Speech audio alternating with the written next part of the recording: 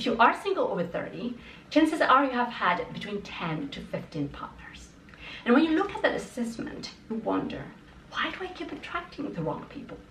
Why can't I find the person who will share my life for the rest of my life? My name is Colina, and I am an engineer turned dating coach. Feeling the burden of being single over 30, my brain has managed to model the complexities of modern dating, combining science and human design.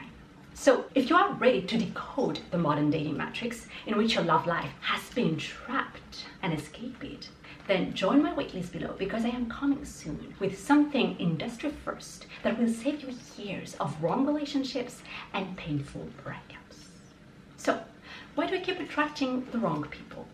And when I say wrong, I mean the person was simply not the right fit for you. You were not meant to stay together. Or maybe it's deeper. Maybe he or she was emotionally unavailable, a narcissist, or a codependent, so something pathological. And so when I look at my own example, I've been in 9 relationships in total since 16. And when I analyze all my relationships, I see it took me nearly 80% of my love life, or 7 relationships out of the 9, to finally step back and reflect on them, on what happened. So what happened for me? All my relationships ended without exception. Why? Because I was the one who mainly broke up. And why? I discovered that every time I would come to a turning point in the relationship, either 3 weeks, 6 months, or 2 years in, where I felt I had tested the relationship enough to know if I wanted to stay longer with the person or not. And so the questions that kept popping into my mind were, do I see myself stay a lifetime with him?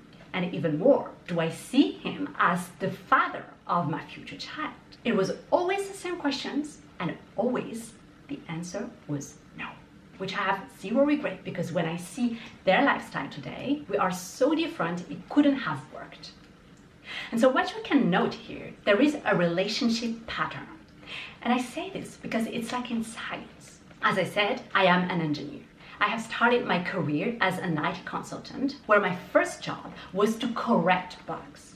And what would happen is that if a bug happened once, we would be like, oh, no big deal, it's casual. We would almost dismiss it. But if it happened multiple times, and even just twice, I would pull out my IT support gear and dig up the root cause. Because there is a pattern that reveals there is an underlying issue that deserves your attention. Okay? What happens in programming is the same in dating. So for me, the main reason why none of my relationships worked is because the whole time I had been looking for a life partner and a father.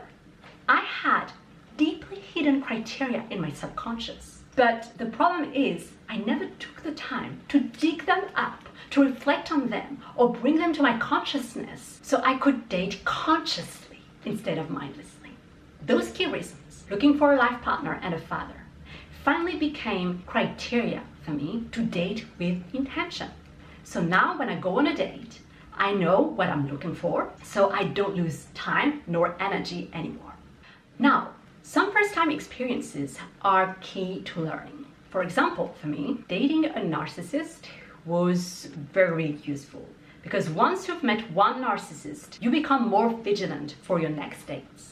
So much so that the second time a narcissist came into my life with the intention of dating me, I was ready.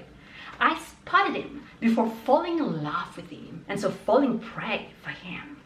But you don't need to make the same mistake again and again and again, like I did 7 times in total, okay? You can make the mistake once, learn from it, and apply the lesson for your next date.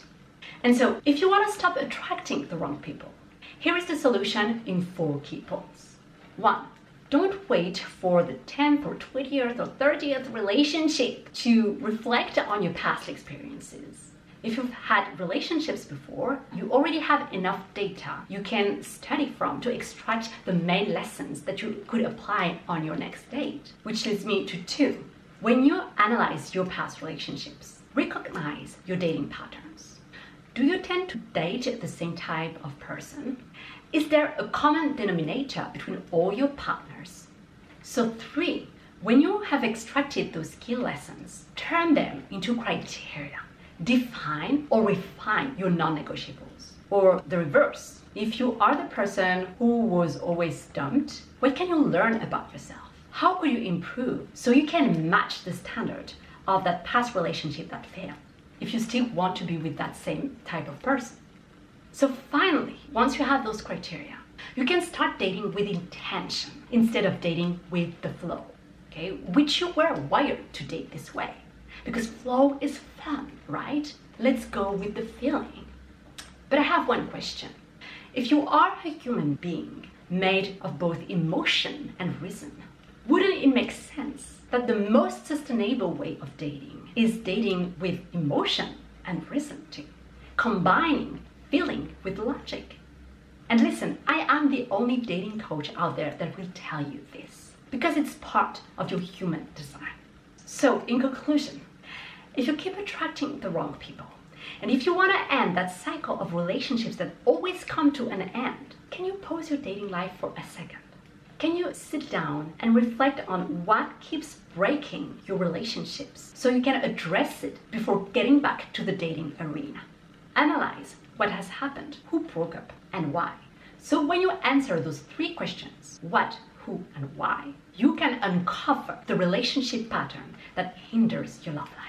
And if indeed you are tired of dating the wrong people always, you want to escape the modern dating matrix, join the waitlist below to be the first to try the key, and it's finally ready.